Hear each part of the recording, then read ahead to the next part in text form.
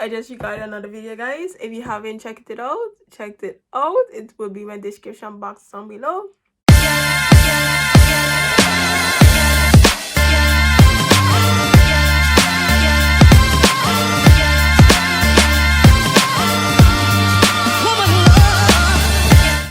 Hey guys, let's get right into this video.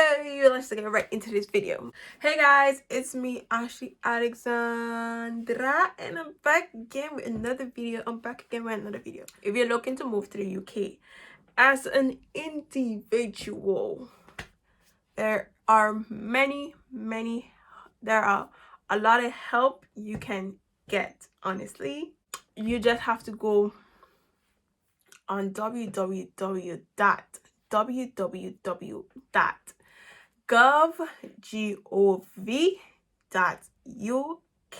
Okay, gov.uk, and you can type in living in the UK, moving from abroad. It have different stuff. I'm just gonna show you guys. Have moving to the United Kingdom, and it have different information, but this was last updated on, it was published the 29th of August 2013.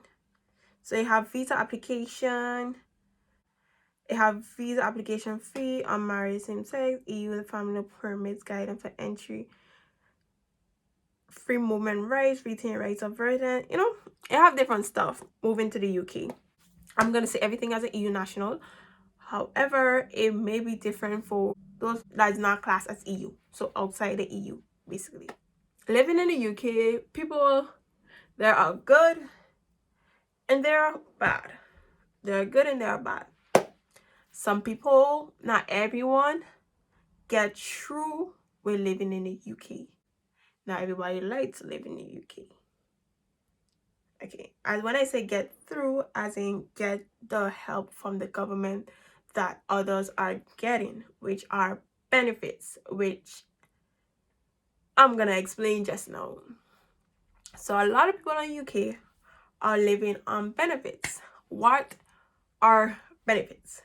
Benefits are help from the government, financial help. There are universal credit. What is universal credit?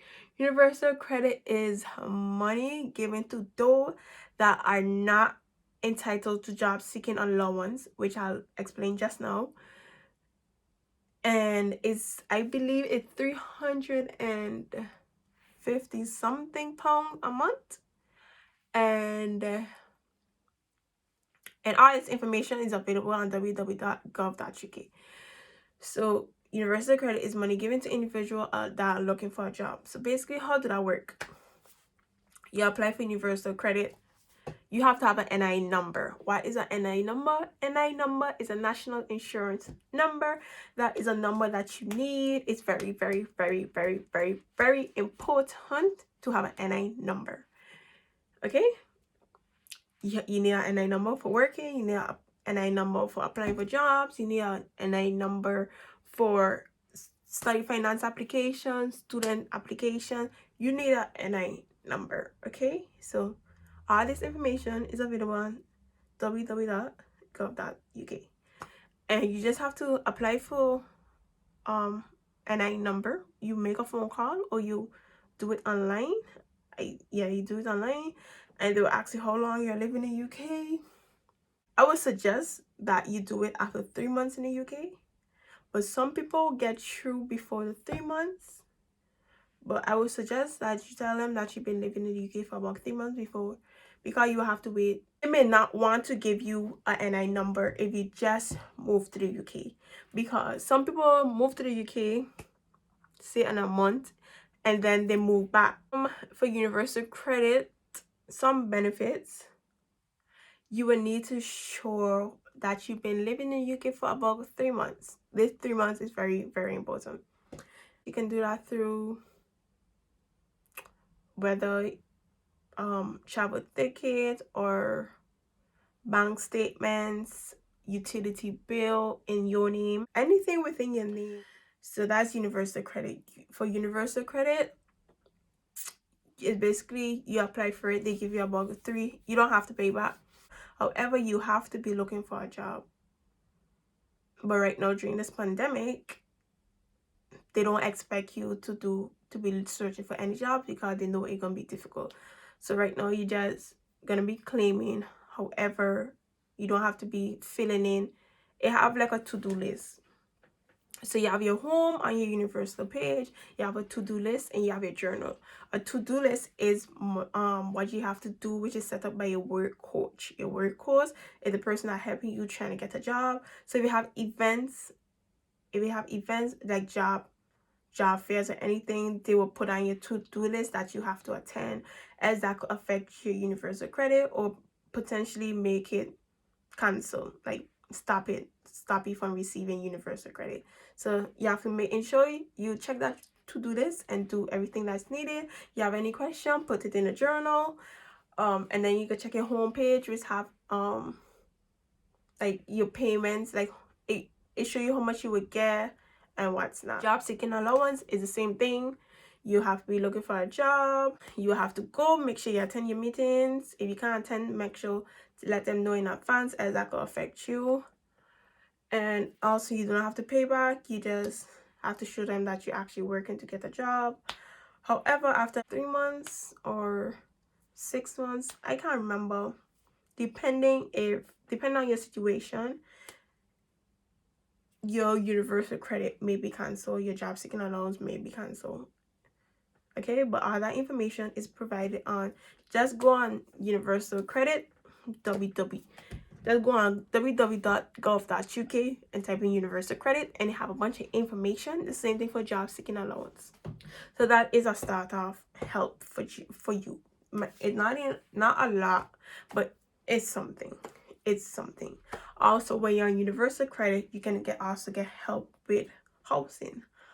You get help, as in they're paying half for your rent or all of your rent, depending on your financial situation. Okay. Also, if you have children, you also get child benefits, which is child benefit, as in money given for your child. So you get universal credit, and you also get child benefits along with universal credit. So all of this going in one thing. If you're entitled to it, you will get help with, you get your universal credit payment, which is a 3 something. Depending if you have children, it will be more. So yeah, and then you get help with your housing. So all this you can get help with. You can get help with additional income.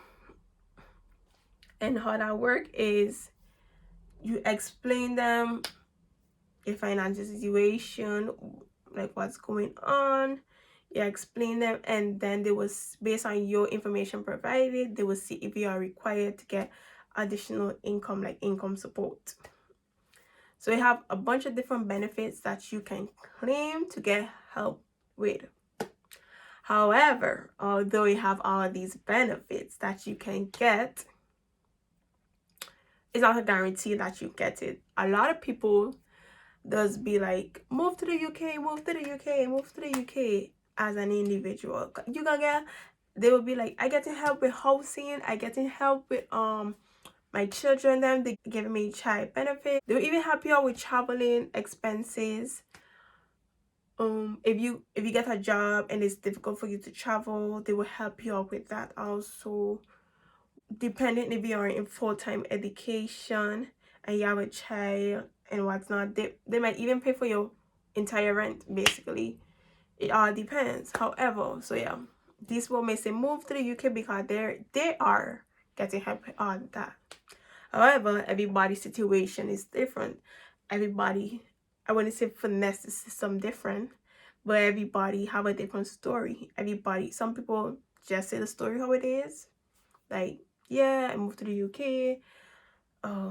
My parent can't help me out or anything. Or some people be like, yeah, they moved to the UK, however, their parents died, so they don't have the financial support.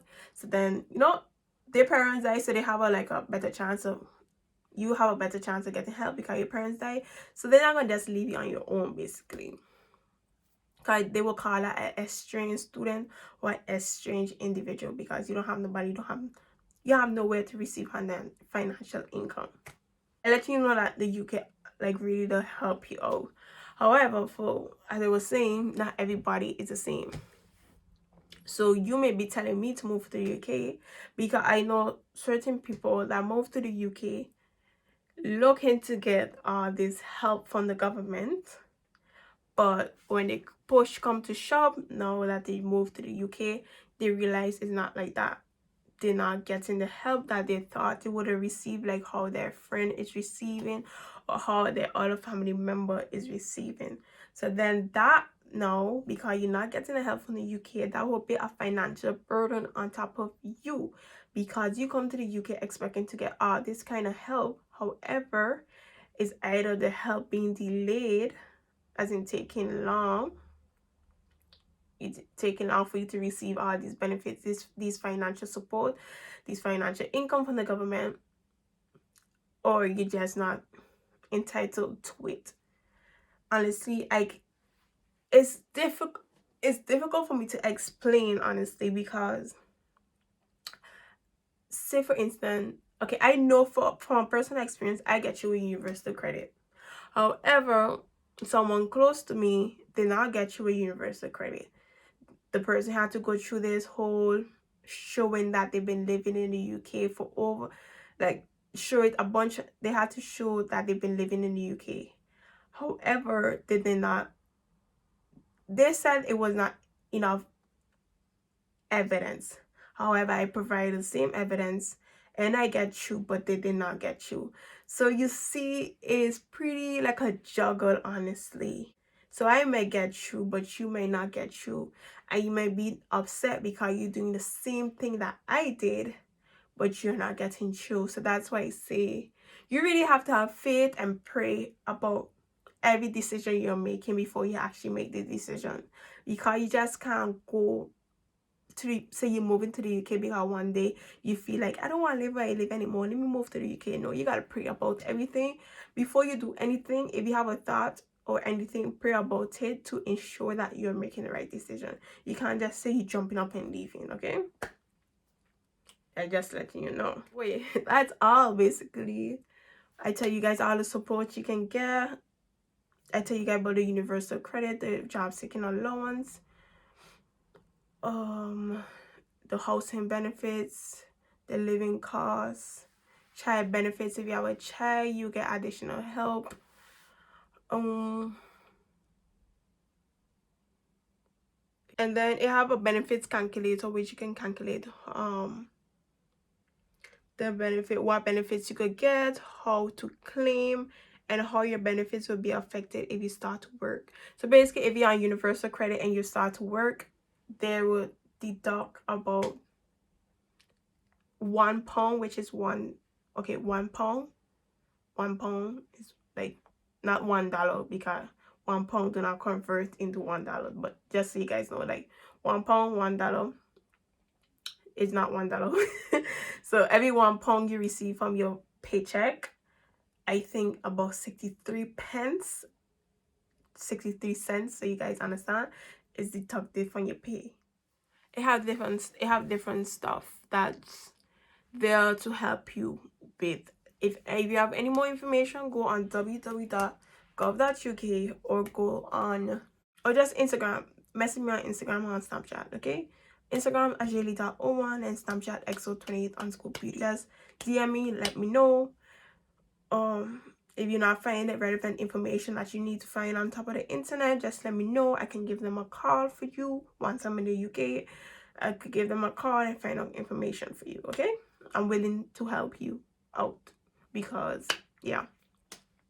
So yeah, that's the good and the bad about living in the UK. You have a lot of financial help. However, you may not be so lucky to get you the financial help, which may require you or make you have no alternative option but to move back home, basically. So yeah, everybody's different, and don't look at somebody getting help in the UK to think that you will get that help too, because it will not be like that, honestly. Hope you guys enjoyed this video. Hopefully it was very informative for you guys and you guys actually learned something. And yeah, bye. It was your girl Ashley Alexandra. Okay, bye.